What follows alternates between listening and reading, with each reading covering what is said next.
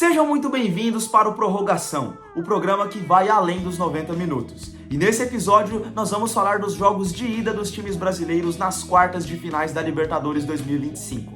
Começando pelo jogo do Palmeiras, que venceu o River Plate por 2-1 no Monumental. E destaque mais uma vez para a dupla de ataque do Verdão, Flaco Lopes e Vitor Roque. O Flaco que passou um tempo na seleção argentina e eu acho que nesse período ele adquiriu a habilidade do Messi, porque o que ele jogou na Argentina não está escrito. O Flaco estava desfilando em campo e deu mais uma assistência para o seu companheiro de ataque, Vitor Roque, que tirou os 50 quilos das costas e finalmente começou a marcar gols. O Tigrinho tem 5 gols nos últimos 3 jogos, sendo um gol contra o Corinthians, 3 gols contra o Internacional e 1 gol contra o River Plate. Vale destacar também a atuação do Gustavo Gomes, que na minha opinião foi o melhor em campo na partida. Gustavo Gomes que marcou o primeiro gol do Palmeiras de cabeça para variar, né? E com esse gol, o Gomes se tornou o defensor com mais gols na história da Libertadores. Só sei que é muito bom o tal do Gustavo Gomes e, na minha opinião, ele é o melhor zagueiro que já jogou no futebol brasileiro em toda a história.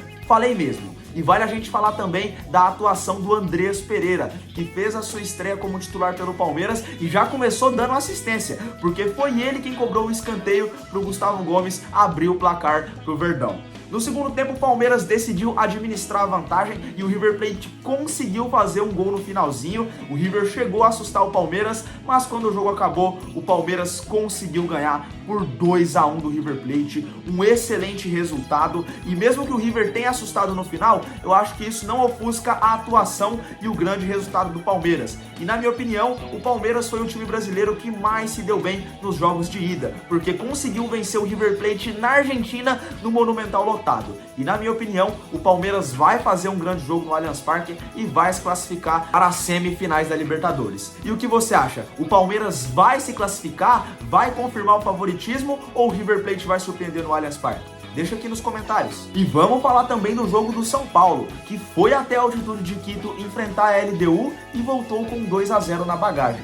E essa derrota é uma derrota que desanima muito o torcedor tricolor, porque o São Paulo não jogou mal, só que perdeu de 2-0 graças a uma falha individual do Arboleda. O São Paulo começou o jogo melhor do que a LDU, mas aí o time equatoriano abriu o placar com um belo gol e no segundo tempo o Luciano perdeu um gol que um camisa 10 não pode perder. Depois o Arboleda entregou a bola dentro da área, a LDU ampliou o placar e agora o São Paulo vai ter que trazer esse jogo para o Morumbi com a força da sua torcida e com a mística do São Paulo em Libertadores. O São Paulo vai ter que viver uma noite histórica caso queira avançar para as semifinais da Libertadores 2025.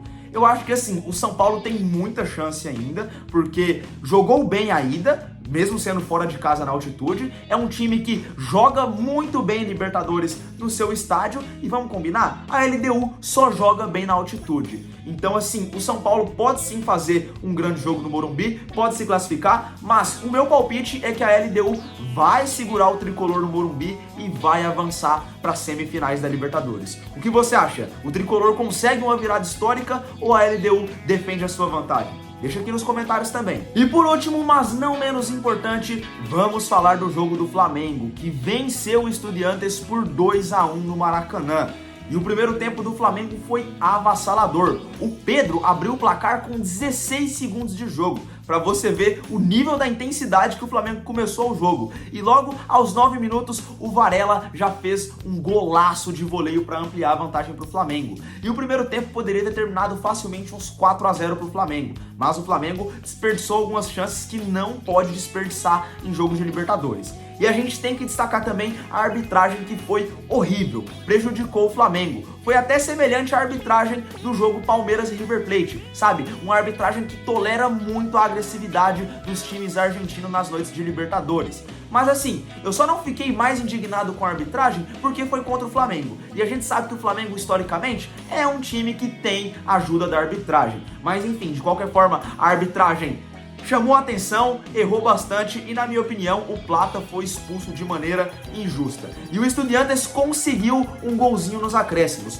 gol que dá sobrevida pro jogo de volta. E, na minha opinião, esse é o jogo mais aberto pra volta, porque o Flamengo conseguiu uma vantagem de apenas um gol no Maracanã e a gente sabe como que é time argentino em noite de Libertadores. Dito isso, eu acho que o Flamengo se classifica porque o Flamengo é o time que melhor joga fora de casa, independente da competição.